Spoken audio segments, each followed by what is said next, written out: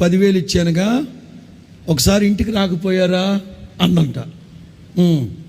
అరే అప్పుడు అబ్రాము ఉన్నాడంట. అరే అబ్రాము, ఆ బీరు వాళ్ళ 10,000 పట్టరా అని ఆ 10,000 తీసుకొని, అంటే ఆవిడ అదే బాబుతో ఆవిడ జోబులు పెట్టుకొని వెళ్ళాడంట. అదేనయ్యా మొన్న 10,000 ఇచ్చిన అదేనమ్మా, అదే స్తోత్రం హల్లెలూయా, తెచ్చాను, మీరు అడుగుతారని నేను ఖర్చు పెట్టకుండా తెచ్చానమ్మా, తీసుకో, థ్యాంక్ యూ.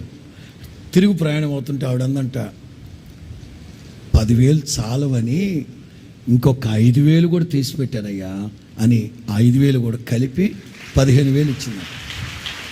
నిన్నే చెప్పాడు రాజు పాస్టర్.